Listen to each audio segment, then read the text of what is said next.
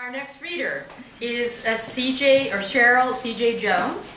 CJ is a hardworking mother of one child, Dolly Isis, and a graduate student in the creative writing program with an emphasis of poetry here at Rosemont College. CJ loves creating and writing poetry, as well as creating daily inspirations sent by text message 3 days out of the week to over 90 people. CJ has been writing since the age of 12, not really knowing that her words were poetic expressions. It was not until she attended her first poetry reading with her sister in her late 20s that she realized her writings were poetry and that she herself was a poet. A few years later, in 2002, Spoken Word of Mobile was established and continues to thrive once a month. It is CJ's hope that one day she will be able to teach creative writing courses and poetry classes to college students as well as to our youth. It is her belief that through writing, we can unfold our many layers of circumstances, issues, and challenges faced in our daily lives, so we can then release ourselves of these feelings and have dialogue. As a result, we can begin to flourish and feel good about who we are and in what we do on an individual level, living each day. Welcome, CJ.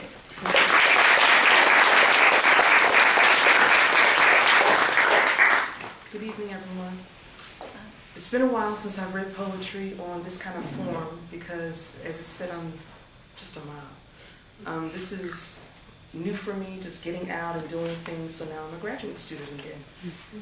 This poem was written when I realized I was a poet in terms of the sense of what poetry really is about, and this is called Comes to Dawn.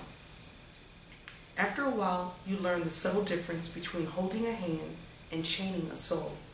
And you learn that love does not mean learning, and company does not mean security. And you begin to learn that kisses aren't contracts, and presents aren't promises.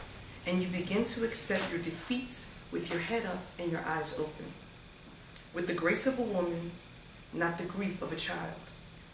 And you learn to build all your roads on today, because tomorrow's ground is too uncertain for plans. And futures have a way of falling down in mid-flight. After a while, you learn that even sunshine can burn if you get too much. So you plant your own garden and you decorate your own soul instead of waiting for someone to bring you flowers. And you learn that you really can endure, that you really are strong, and you really do have self-worth. And you learn and learn. With each hello, you learn.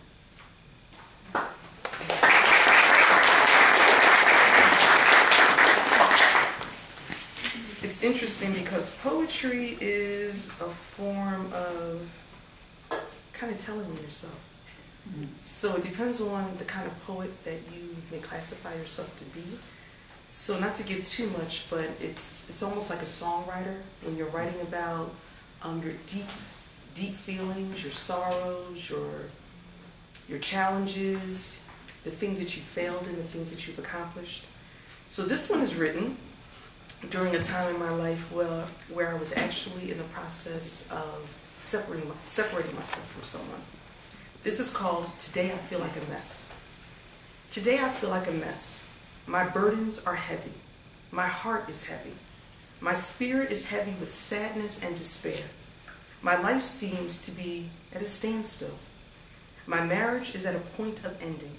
My husband once again is unemployed. My spirit was just fed yesterday with the body and blood of Christ. My entire family attended church yesterday. My entire family received communion yesterday, yet I feel like a mess. My mind is confused. My body is not wanting to do anything. My heart is aching with pain and anger. My soul is empty and alone.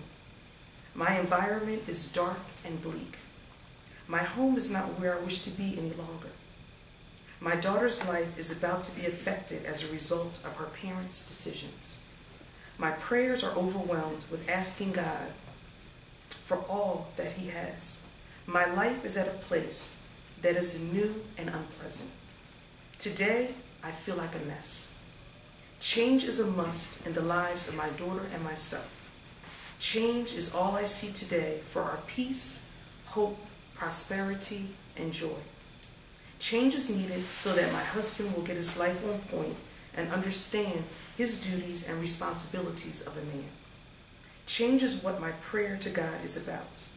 Change is my way out of this dismal circumstance. Change will be hard and challenging in our lives, and yet it will bring a newfound joy and greater peaceful living. Change will allow my household to become a home with smiles and happiness. Change will open my life's doors so that I can get to know who I am again and be in love with me again, so that I can be the mother, daughter, friend, and person God wishes for me to be. As the day has progressed, the Lord has helped me to clean myself up so that I can feel wholesome and obtain joy for the remainder of the day. My mess has been washed away by the grace of God.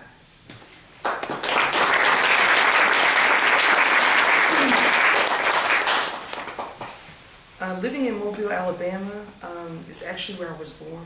I was raised in Philly, so I'm still a Philly girl. Although people say, well, there's something about you that's kind of different. So when they find out I'm from Mobile, Alabama, they're like, oh, that's it. And then when I'm in Mobile, you're not from here. So anyway, I sent an inspirational message to a lot of people via email. And when I went back and read the email, I said, wow, this is really sad. And I have a spirit that can kind of discern things prior to them happening, as they're happening. And about 20 minutes later after that email, that's when 9/11 took place.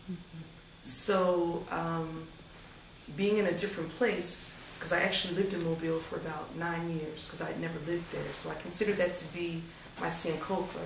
And so Sankofa means to go back to where you've come from in order to progress and move forward in your life. So this poem was written to honor the people as well as ourselves, but it was basically for 9/11. And it's called American Heroes. Today, our American heroes come in many different ways: professions, ethnic and religious backgrounds, and genders. American heroes come in different ways in the form of volunteers. Volunteers help so many people each and every day. Volunteers can be you and me to help so many people to see life in a better and more positive light. Volunteers are blessings from God. American heroes come in many different professions of dedicated people. Professions of dedicated people help so many people each and every day.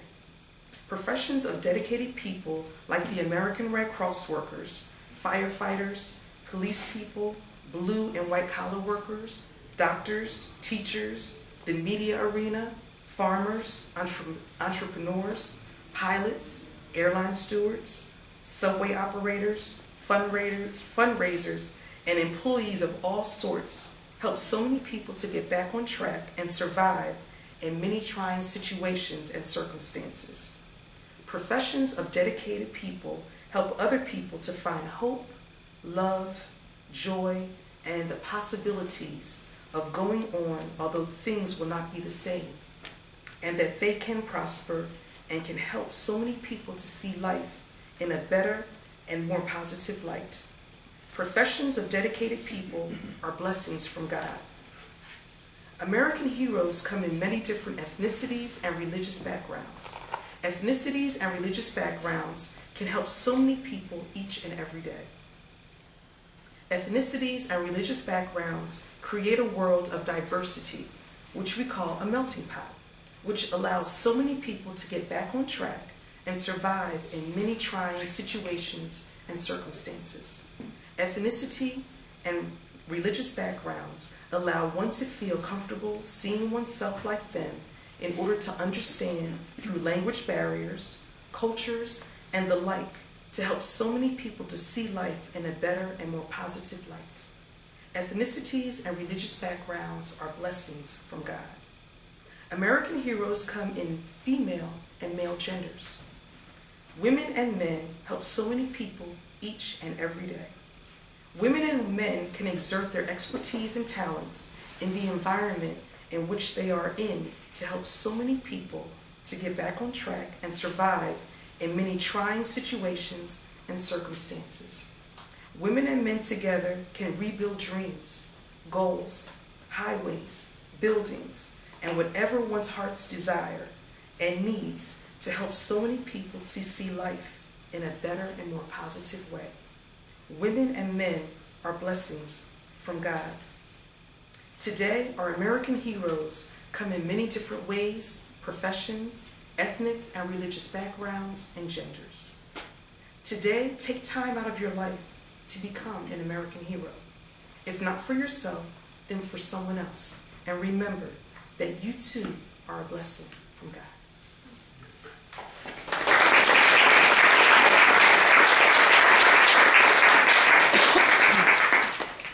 This last poem I wrote, I was asked to,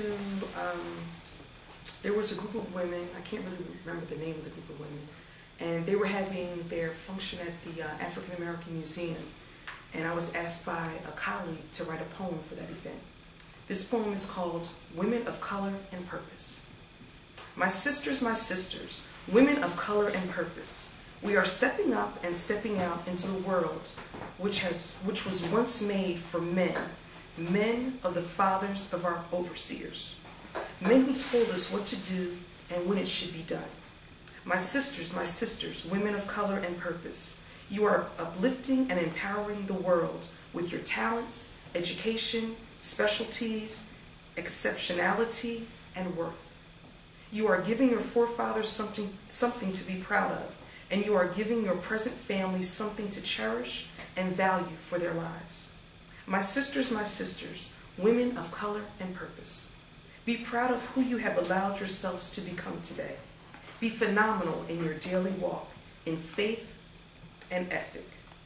Be all that God has told you to be, so that your grandchildren become everything that they are to be. My sisters, women of color and purpose, continue to strive in your values and morals.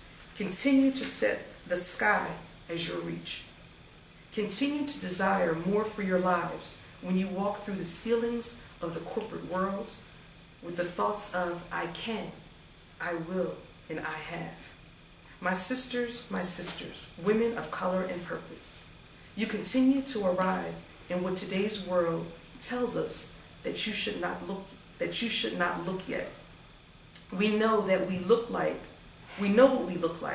when we see ourselves in the mirror each and every day. Praise God for the doors that have opened and continue to open. Praise God for the spiritual gifts and talents in which you possess. Praise God for today, so that our tomorrows are just as empowering. Tonight, women of color and purpose, we honor you